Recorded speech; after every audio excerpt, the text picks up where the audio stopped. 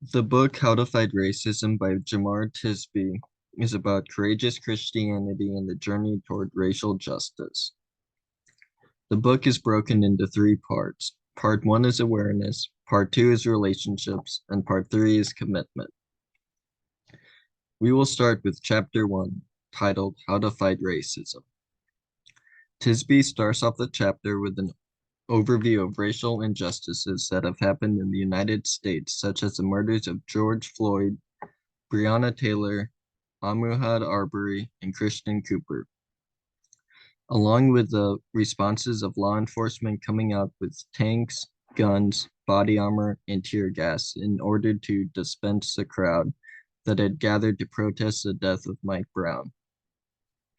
Tisby also mentions a white supremacist who killed 9 Black Christians after a Bible study and the many people who came out to protest and protect a Confederate monument that symbolizes the oppression of African Americans. Tisby then sheds light on the progress that he has seen in America, such such as NASCAR banning the Confederate flag at races, Nike and Uber giving employees a paid day off, and racial justice books being sold as bestsellers. The next part of the chapter talks about how racism is a worldwide problem and how we can fight it. Tisby created a model called the Arc of Racial Justice, which stands for awareness, relationships, and commitment. Tisby then goes into further detail about what each part of the three words mean in the fight for racial justice.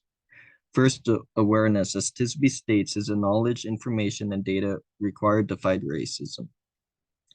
Next, relationships help us to view others that are different from us as people, along with forming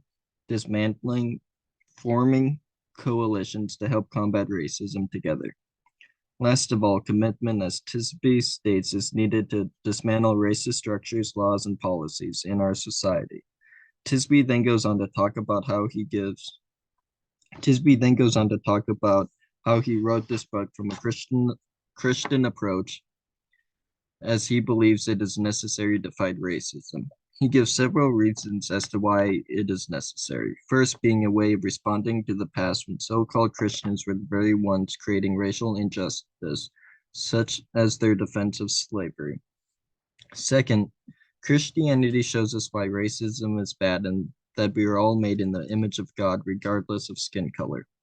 Lastly, he states that Christianity provides courage to fight back against racism. The last part of the chapter is titled Setting Expectations, which he talks about ways we can help combat racism. One quote that stood out to me was his model, awareness, commitment, and relationships. This stood out to me because I believe it is a good model for fighting racism. Too often we get stuck on one level when we need to be fighting on all three. It takes all of us together to end racism. One part that I struggle with is the concept of protest. I understand their reason for protesting when an African American person is murdered by a cop or a white supremacist, but it is a kind of protest that I want clarity in. Peaceful protests are legal and good to do. However, many of them have turned violent, even if they are started with good intentions or are escalated by the police. I believe that is wrong. However, with not being there in person or being able to feel how they feel, I struggle with knowing what I would do in their shoes. Chapter 2 is titled How to Explain Race in the Image of God. The chapter starts off with the story of Alice Jones, an African American lady who married a white man. After reporters heard of the interracial marriage, her husband moved to have the marriage annulled, stating that she did not tell him that she was biracial. After going to court, she was forced to strip down in front of an all-white male jury in order to show her, as Tisby states, dusty color he knew he knew she was biracial when they were married, and that Alice Jones had done nothing wrong. The story helped to paint what we view as race, as Tisby says that we now recognize as race is based on a set of customs and practices that are not immutable laws of nature. He then goes on to say that they are cultural and social interventions devised to create a caste system that keeps those imagined as white in positions superior to those categorized as black or colored. Tisby then goes on to talk about the need to recognize race as a socially constructed category that offers privilege and advantages to one group, which in the US is white people, to the detriment of other groups of people. The next heading of the chapter is Essential Understandings, that is a social construct. This means that race is socially determined category rather than a spiritual or biological reality. Tisby then goes on to talk about how we share 99.9% of our DNA with all other races and that the minor biological variance does not set inherent limits on intelligence, cultural creativity, or social location. Rather, these limits are set by groups of people over other groups of people. He then goes on to say how the concept of race is elastic, meaning that racial groupings are not static or immutable, and that racial categories have changed over time. The definition of who fits in what group have not stayed the same. Tisby then goes on to say how in the US race has been defined as physical appearance, thus placing you in a lower caste system, which makes it harder no matter what you do to achieve what white people can do without the stigma and racist attacks. The last couple of pages in this chapter talk about God's view on race and ethnicity in the Bible. Tisby talks about how the Bible views race as a human race or as believers in God and not by the color of your skin like in America. Tisby then goes on to talk about how we are all made in God's image and that the African American race is beautiful. Then Tisby shifts focus on the approach to talking about race. He goes on to say that giving the group of people you're about to talk to a heads up is a good way to start in order to give them time to process and mentally prepare themselves for the conversation. Next, having a smaller group of people is easier as it gives a voice to the minority and a chance for white people to ask questions they may feel uncomfortable asking in a larger setting. Tisby also talks about the importance of speaking with truth and love like Jesus did. Lastly, Tisby also talks about the importance of church discipline on racism and treating it as a sin. One quote that stood out to me was, "Science has shown us what we call race is merely an indication of the amount of melanin in one's skin. 99.9% of our DNA is identical from one person to the next." I thought that was a striking point on how similar we are in the concepts of races thinking they're better than one another because of their skin color is crazy. We are all made in God's image, and that makes everyone good no matter the color of your skin. One concept that I struggle with is when he talks about how not being white has made it harder to achieve what others of white people can and do in society, since there have been many rules put in place for businesses to hire a certain number of minorities for jobs. While I do not under, while I do understand that in some cases it is harder for people of color to do well and move up the ladder, there are also instances in which it may be easier. Overall, as a society, I do not know why we need to see all people as people and judge them based on performance and not the color of their skin when evaluating them for jobs and treating them like humans.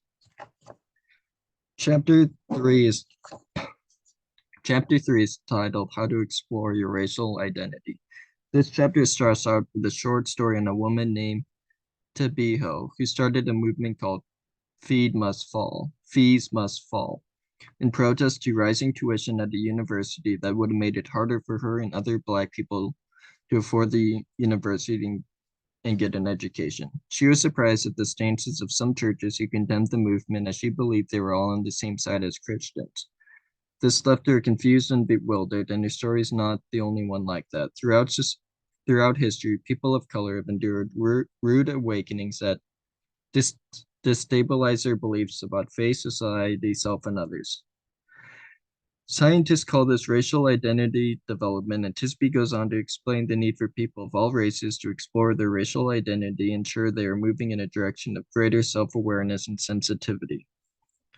Racial identity is a meaning each of us have constructed or is constructing about what it means to be a white person or a person of color in a race-conscious society. Next, the chapter talks about William Cross and his model he created for Black people and their racial identity development. The stages in the model move from unawareness, typically at younger ages, to greater awareness as people get older and have more interactions.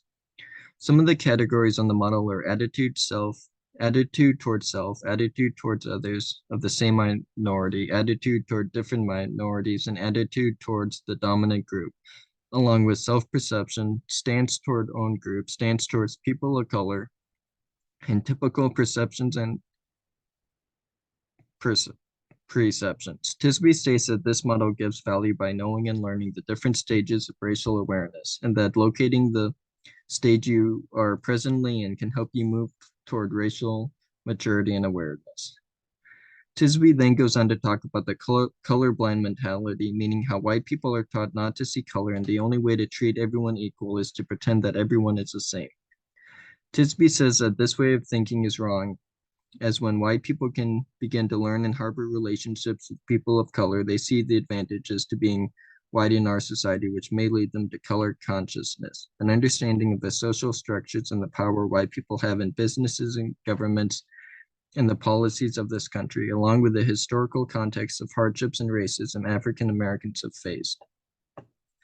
Next, Tisby talks about writing your own racial autobiography. He says that recounting your story of race, whether as a member of a marginalized group or as a white person, can create the positive agitation needed for substantial change. Asking yourself questions such as, what was your earliest memory of race? When did I start growing racially conscious? And many others may help you in writing your autobiography. The next section talks about how to teach kids about race. The first step he talks about is teaching yourself about race so you can appropriately respond to them, along with learning what the Bible says about race, and learning your own autobiography will help you teach and answer questions the kids might have. Knowing that this is an ongoing conversation is also important, and that it is not just a one-time sit-down talk about race. It is important as you guide them along this path of awareness. Lastly, he talks about creating a pipeline of mental health therapists of color. People of color experience trauma that they may not even know about.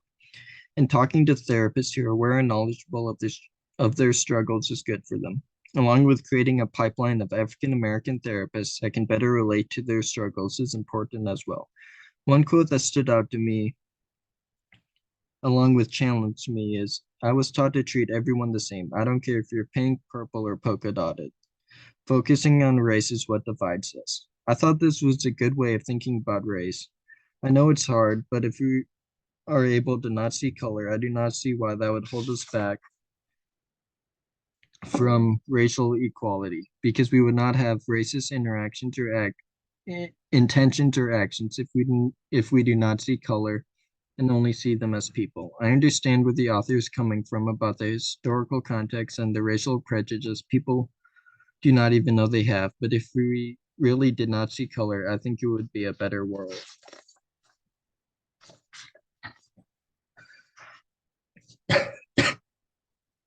Chapter 4 is titled how to study the history of race. He starts out the chapter with a quote by James Baldwin.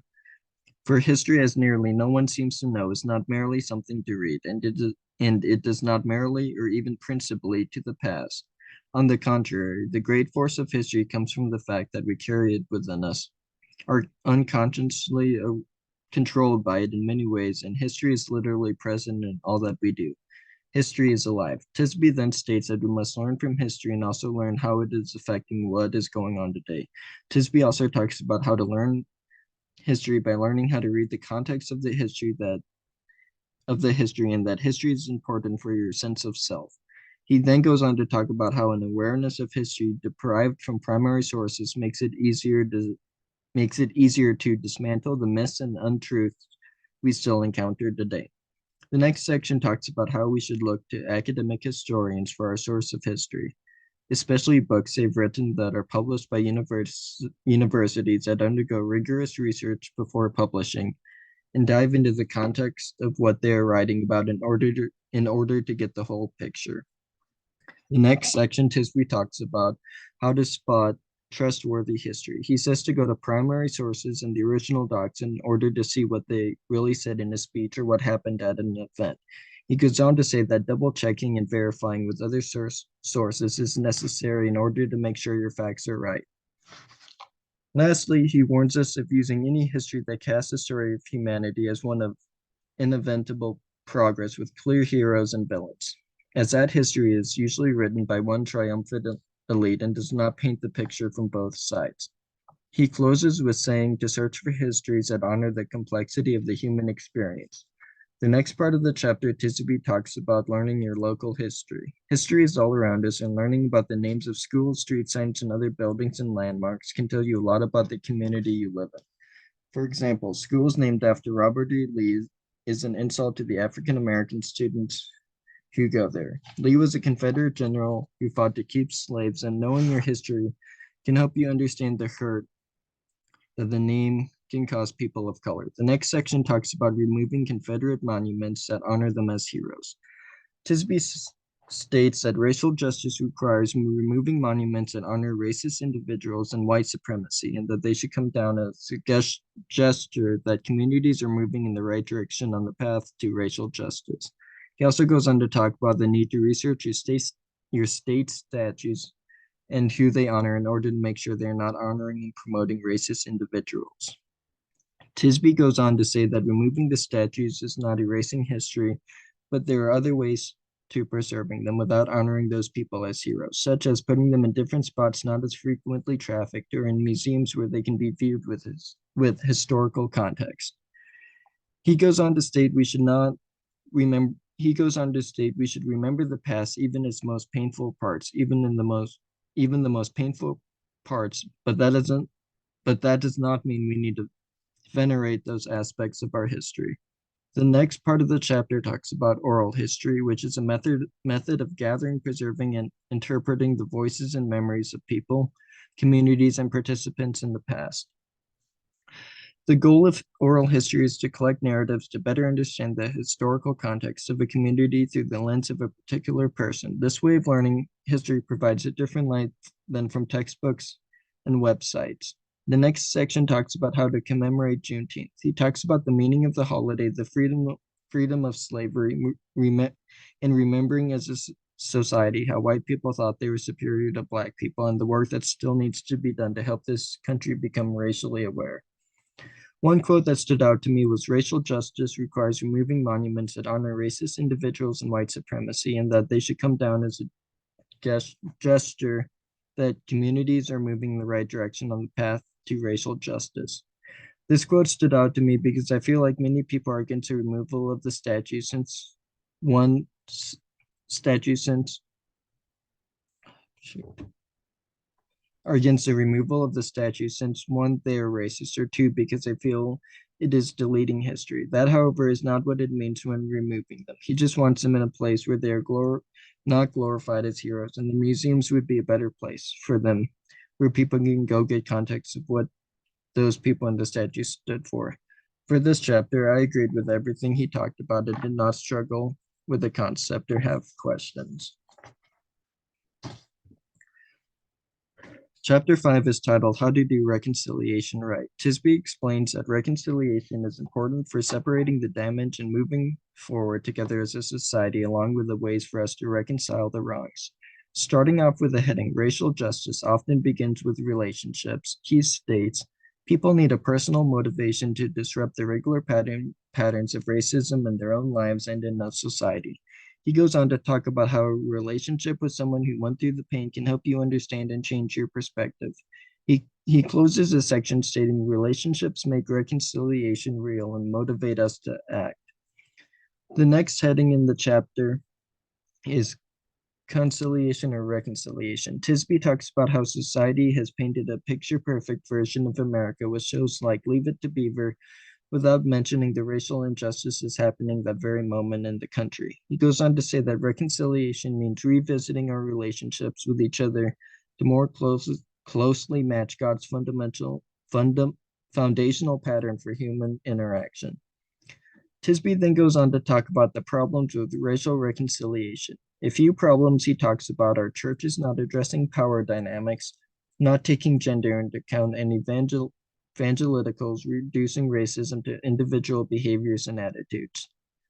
Believing that the solution to equality is getting together with other people of color. The fault in that thinking is that they leave out this systemic and institutional forces people forces that led to the separation in the first place. He goes on to talk about the need for integration with incorporating perspectives, people, and practices into an organization in order to have reconciliation and racial justice. The next section talks about needing to have lamentation and incorporating that incorporating that is church services to help feel the failures, pain, and shortcomings we have done as a society. He also talks about the need to corporately confess our sins of racism.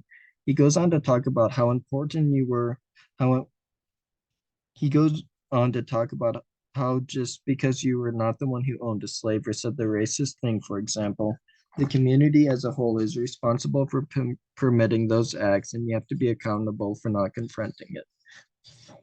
The next section of the chapter talks about acknowledging your church's racial history.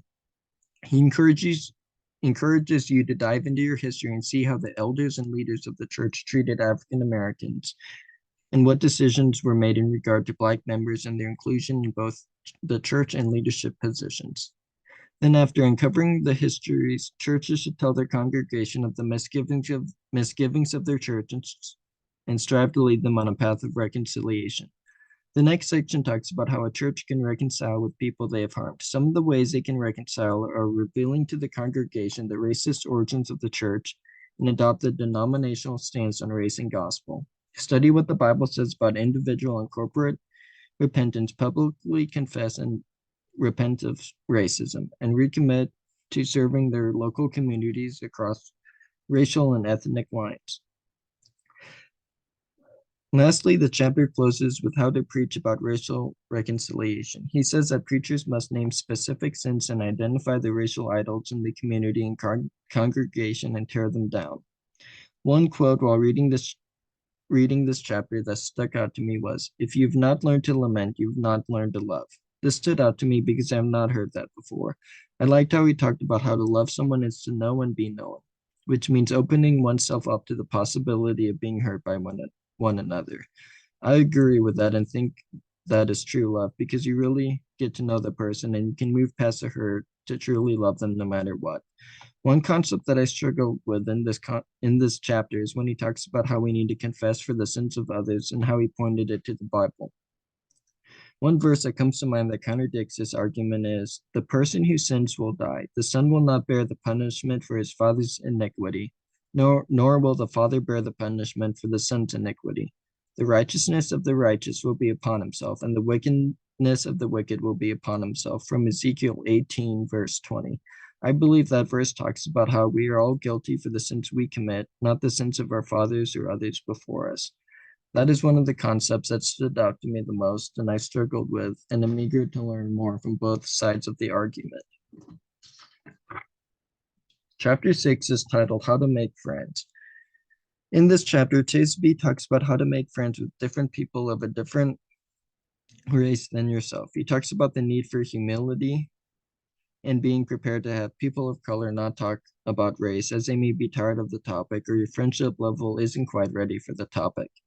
He also talks about how if you do not have the conversation, to remember to respond with empathy, not interrogation, and that friendships across racial and ethnic lines require both head and heart. Tisby then goes on to talk about how if you are serious about the relationship with the person you're talking to, you will do research ahead of time to learn more about the struggles they went through. As far as making friends with people of color, Tisby says to just ask.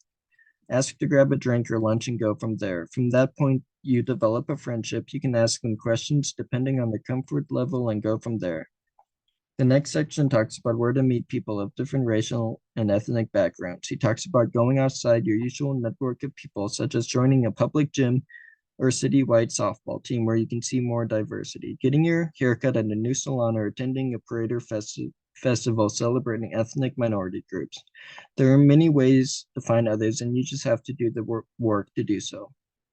The next section talks about racial justice resistors. When you come across someone with a different viewpoint, as Emma Frances Bloomfield, who is an assistant professor communication studies at the University of Nevada, puts it, you have three considerations to help evaluate your approach to them.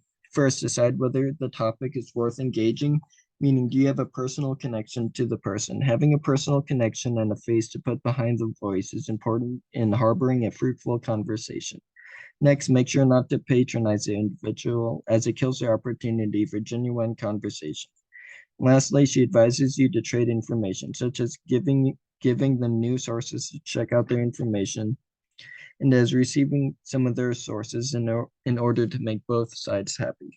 Along with those three ways, using the Bible and history is a good way to harbor a conversation about misinformation they may have. However, no matter how many sources you have, change comes at the heart, and prayer and patience is key to changing someone's heart.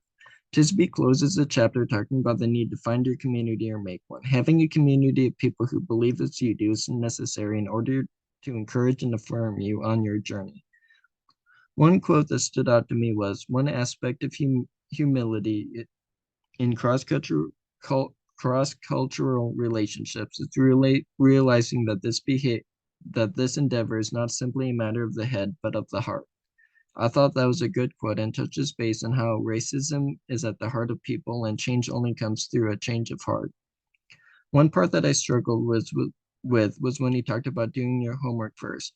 I can see where he is coming from, but I also believe that asking someone to hang out or grab a drink, like he talks about later in the chapter, is a good way to make friends, and that if they wish to talk about the topic of race, then that is when you will do your research and learn from them. Otherwise, I do not see why a friendship would not be able to be had without doing your homework. Chapter 7 is titled How to Build Diverse Communities. Tisby starts out saying that diversity, equity, and inclusion are all necessary for a healthy organizational culture. An analogy he uses is a playlist, and inclusion. An analogy he uses is diversity for diversity is where everyone is invited to a party. Equity means everyone gets to contribute to the playlist. Inclusion means everyone gets to dance. An organization will follow all of these steps to be a racially aware organization. The next part of the chapter, Tisby talks about how to implant the strategy in the organization. He talks about how they need to invite others from different backgrounds and be sure to give them all a voice in how business is conducted in the organization. Tisby also goes on to talk about how forming a book or a Bible study group focused on racial justice is a good way to bring awareness and build relationships, which will then help in having tough conversations later on when people disagree. Next, Tisby talks about building diversity in the organization. Tisby then goes on to talk about how forming a book study or a Bible study group focused on racial justice is a good way to bring awareness and build relationships, which will then help having tough conversations later when people disagree. Next, Tisby talks about building diversity in the DNA of your organization and building a case for why. He talks about the importance of starting from the beginning and making sure that diversity is part of your organization from the start and making sure that people in your organization know why it is important to be doing this so that you can cultivate personal investments from the group. The next step Tisby talks about is assembling a team. Having a diverse team that researches potential hires and that diagnoses specific problems and the organization faces is important to creating a diverse organization that can target the problems in order to help resolve them. He goes on to then talk about how organizations should adopt a statement on racial justice and their actions must back up the words that are said on the statement. He goes on to say that potential hires should be required to submit a statement on racial justice, as you can see if they line up with the organization's statement on racial justice. While hiring, he also talks about how you should hire in clusters so that not one person has to bear the responsibility of being the minority in organizing the racial statements and plans for the organization. In addition, having a diverse hiring team is important in order to sift through the potential hires with cultural competence. The next couple pages talk about pursuing diversity in a homogeneous organization and the need to organize yourself. Teaching employees about racial justice and gathering others that share your point of view is a good way to educate others and make sure your voice is heard. Lastly, he talks about when to leave your organization over racism. He tells you to ask yourself questions about the organization, how it is making you feel, and how they are responding to issues of racial inequality and how open they are to change. And if you answer yes, then it may be time to give consideration to leaving your organization, as your leaders may not be ready to make change happen to bring about a racially just organization. One quote that stood out to me that I also struggled with was, "Why not hire based solely on merit, not look at race or ethnicity at all?" I believe this is the best way to hire someone. If the person hiring is a true Christian person who cares about their business, they will want their business to succeed and not care who they hire as long as they do a good job. I believe that once we start to hire based on race, it may lead to others harboring negative feelings for being passed up on a job, even if they are more qualified but happen to be white. That is one of the concepts that I struggled with and would like to hear more about in the future. Chapter 8 is titled How to Work for Racial Justice. Tisby talks about the need for love of both God and neighbor. He states love is a motivating factor that demolishes any paternalistic attitudes and builds a posture of humble service. Without love, there can be no justice. He also talks about how it is impossible to love God and hate others that he, and that he created, even if they are a different race than yourself. He goes on to talk about how Christians must remember this verse and in loving others, because you cannot pursue racial justice without love. The next heading talks about how fighting racism is bearing witness to Christ. He talks about how Christ calls us to bear witness to his name, and we must act as Christ did. He goes on to talk about actions that congregations of churches can take in order to pursue racial justice and equality, such as organizing voter registration drives or helping adopt a public school. Other ways he talks about pursuing racial justice is stewarding your budget for racial justice by making sure to distribute funds for organizations that help in the fight for racial justice. Hosting a candidate forum is also a good way to start, as it lets the congregation of your church see how candidates will help your city, state, and country, as Christians are called to care about the entire well-being of the country they live in. In addition, hosting a voter registration drive is also important, as it gives a way for everyone to voice their concerns and priorities. The next couple of pages talk about how hosting a freedom school, starting or funding a community development corporation, sponsoring a school are all ways to bring about awareness and education about race. Freedom schools teach academic skills and provide the tools to bring about racial justice, while a community development corporation can help to foster justice in their neighborhoods and cities by hosting affordable housing options, sports, job trainings, and anything else your community needs. Lastly, sponsoring a public school helps by supporting Black students who cannot afford to go to a private school and are underfunded in terms of experienced teachers, staff, music and art programs, and many other programs within the school. By donating the necessary items and money, churches can help the youth of the schools grow into racially aware and educated young men and women. One quote that stood out to me in this chapter was, "Voting is one of the fundamental rights of an individual in a democracy." I believe that quote is true, and furthermore believe that everyone should vote in the elections. By voting, everyone can help to voice their concerns and vote for the man or woman who best fits their interests. This chapter had nothing that I struggled with and agreed with everything he talked about.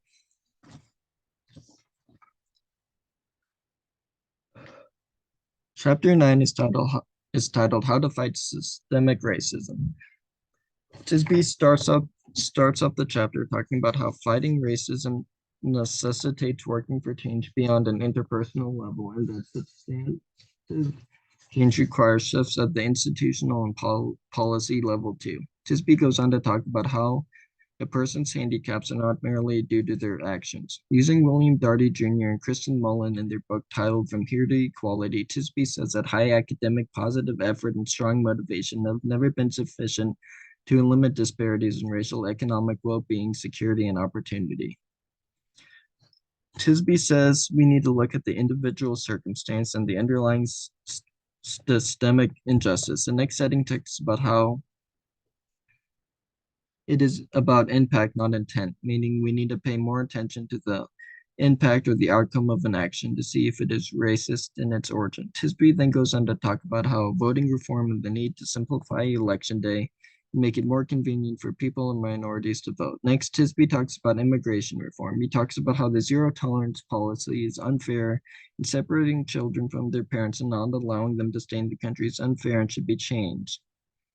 The next part of the chapter talks about paying reparations to Black people. He talks about how the U.S. has made no efforts in repaying the money to the African Americans who were forced to work under slavery and that still may live in financial hardships today. He goes on to talk about ways individuals and organizations can pay reparations for the enslavement of African Americans by funding and donating to HBCUs, offering reparations and pricing for concerts, donating and funding to Black-led organizations and ministries, and many other ways. He closes by saying the past cannot be changed, but the future of wealth distribution is entirely upon us. The next heading is about criminal justice reform. He talks about how people of color are incarcerated at a much higher rate than whites, and that change needs to happen for fair trials and public safety. He then goes on to talk about abolishing the death penalty as it has put to death African American people who are later found to be found innocent of the crimes, along with a high number of Black people who are on death row, that being 42% of all people on death row being Black. He talks about eliminating cash bail and reforming or eliminating solitary confinement as it favors the rich, and the solitary confinement, especially for minors, have led to mental illness. Lastly, he talks about the need to overhaul police practices. He talks about redistributing funds for the police and putting them into more effective measures, such as new institutionals and mental health counselors who can help respond to people who are in crisis without it turning violent and deadly. He closes the chapter talking about promoting equitable funding for public schools. He talks about the need to make funding fair for neighborhoods and schools that are in poorer parts of the city. He says that all children should get a quality education. One quote that stood out to me that I struggled with the concept of the quote was many activists and relief organizations strongly advise against using the term illegal immigrants. While a person's mode of entry may be illegal, that does not define their personhood any more than someone who speeds on the highway is illegal. A more common and respectful term is undocumented. That paragraph stood out to me since I believe that it is wrong to call them it is not wrong to call them criminals since they did enter the country illegally. Coming to America is good, but when you enter the wrong way, I believe they should be deported since they broke the law and are not American citizens. The final chapter is titled How to Orient Your Life to Racial Justice. He states, fighting racism does not consist of a set of isolated actions that you take. Rather, these actions must flow from an entire disposition that is oriented toward racial justice. That being said, he then dives into ways for you to do just that.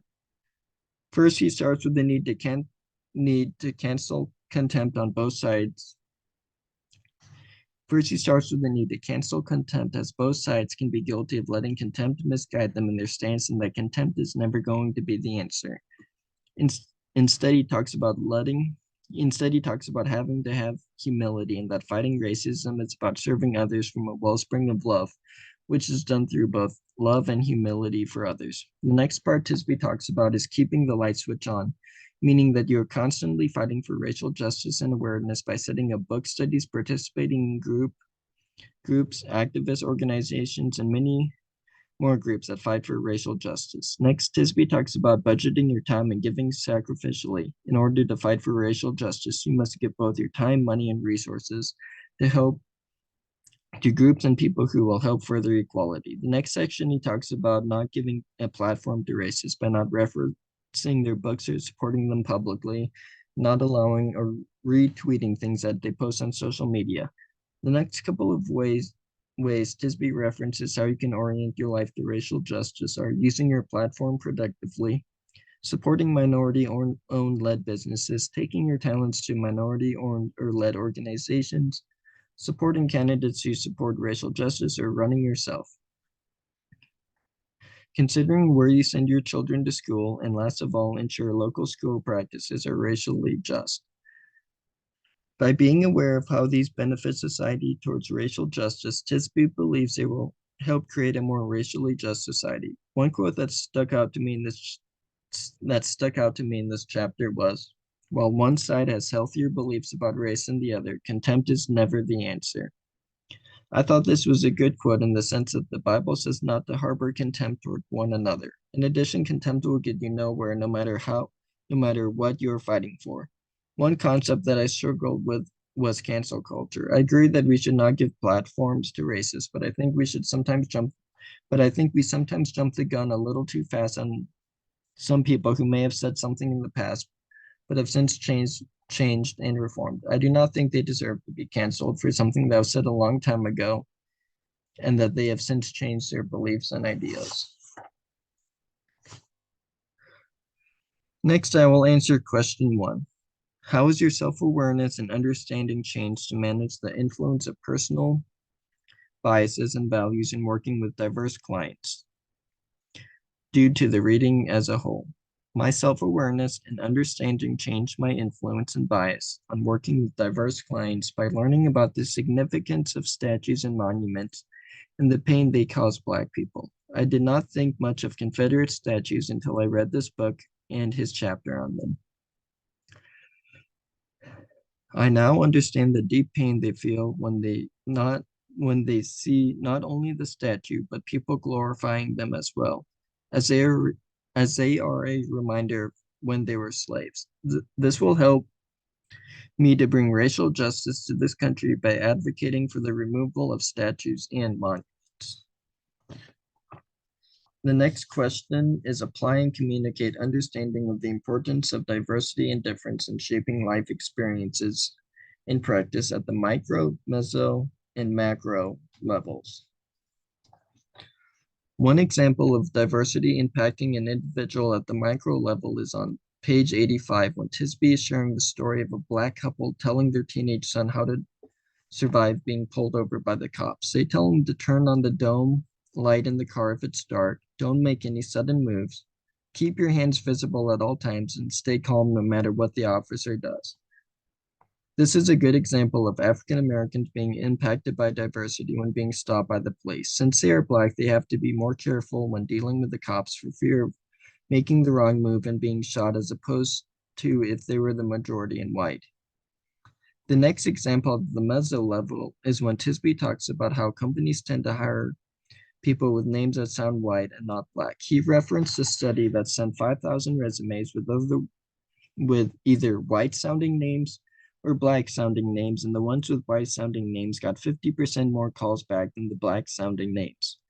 This impacts at the meso level by not allowing a fair hiring process for individuals based off their name. Families in the Black community are then impacted if their family members cannot get jobs solely based on their name and not being white. Instead of looking at the person, how well they can do the job, they look at what their parents named them and if they sound white or not. Without jobs, African Americans will struggle and it will impact them now and in future generations. Lastly, we see the macro level being impacted by diversity in regards to how they draw up school lines in cities. Tisby references how white families are clustering together and leaving African American families in neighborhoods in the cities, then drawing up the school lines to not include them, thus making their school districts disproportionately underfunded. We need to have a change at the government level and enact policies that give equal funding to all school districts, regardless of their race or income. Since every child in America deserves an equal opportunity, it is not right for city council members to not include everyone in their city with adequate funding by drawing up school lines for taxes that favor white individuals. The next question is, what through this reading have you learned about God and others and yourself? I've learned that not everyone thinks or feels the same way that I do. What makes sense to me may not make sense at all to someone else. And when we debate with others about our stances, Tisby said, we have to have humility when doing so. That can be hard to do when we think we have all the answers to their questions and our proof is undeniable. However, we still have to listen to others and be humble. We cannot step over others and not hear their side of the story. It is not fair to them and I need to do a better job of being open-minded to other people's stories and the way of thinking. That does not mean I have to believe and side with everything they say, but I can never learn and grow my understanding if I'm not being open-minded and ready to learn and hear from others. The next question is, what is your general takeaway from the reading that you want to remember? My general takeaway from the reading is that many people in the African American community, along with other ethnic groups, believe that America is still, as a whole, not a racially just society, and that more work needs to be done. I think that Tisby wanted us to learn and hear from their sides of the story and to make us aware of how they feel and live on a daily basis. He gave us a deep dive into their lives, and was very open to the struggles they go through on a daily basis. Overall, I think my takeaway is that you can never know how life is for others. We cannot step into their shoes and feel their feelings. Their feelings are their own, and at best, we can try and give empathy and support to those we have wronged. What have you determined to do because of what you've learned from the reading? I'm determined to learn more and give a deeper dive into history in order to learn more about America and the way they have treated African Americans throughout our history. I think it is important for us to learn about our history and the success and failures we have done as a country. In addition, we have to learn how they feel and what we can do to help make this country a racially just society. Along with that, Tisby said we have to love others and be open to learning their stories and their culture in order to best garner a relationship with them and then forward with reparations for past failures. Overall, I am determined to grow my knowledge of the African American and American culture that is shaping this country today.